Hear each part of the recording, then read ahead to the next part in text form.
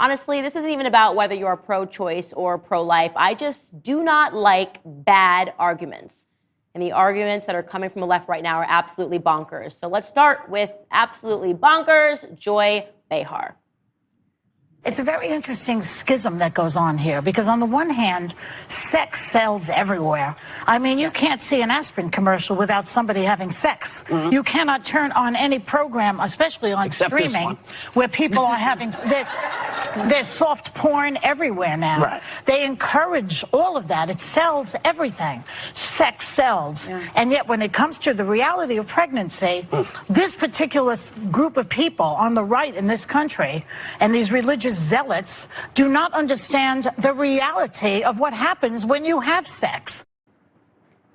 I don't think she knows that it's not pronounced sex, but we'll pretend that there's an H somewhere in there. For counterpoint number one, I want to say, yes, Joy Behar, you are correct. Sex is everywhere. Our culture is sick. That isn't an argument, that's a diagnosis. We have an increasingly sick culture here in America.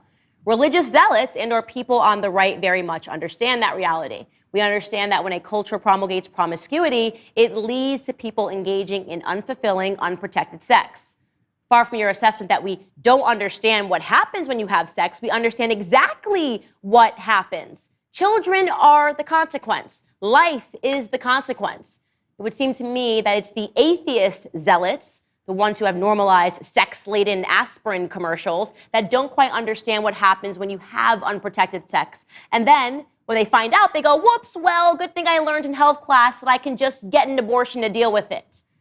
Did you know, Joy, that before federally funded sex ed programs in school, which sprang up in the 1970s, and before Roe v. Wade in 1973, teenage pregnancy rates in this country were declining over a period of 12 years.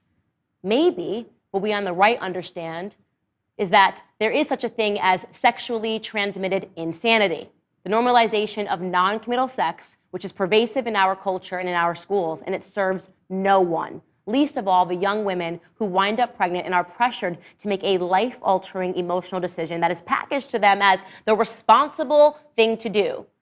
I believe that you and the ladies that sit beside you contribute daily to that toxic culture of lies. Now let's hear from your co-host. Do any of you men have any eggs or the possibility of carrying a fetus? How dare you talk about what a fetus wants? You have no idea. Now, I'm fine if you disagree with abortion. I have no problem with that.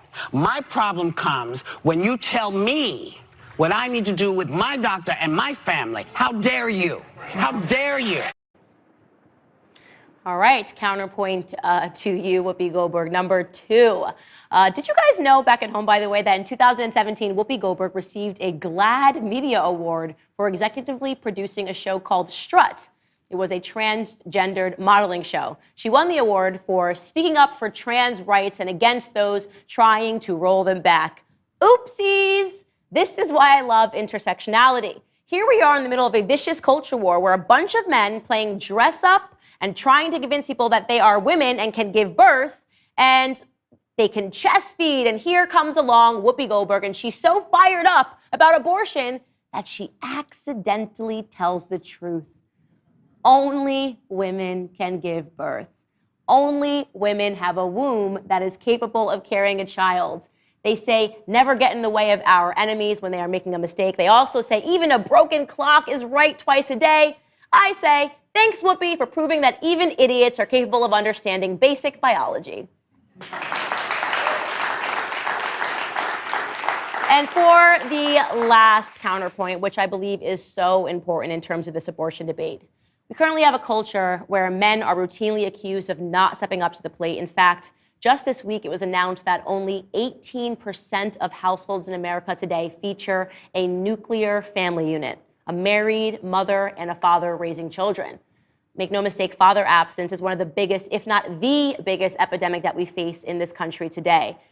But why are we expecting men to step up to the plate when we have women that are telling them that they don't have to?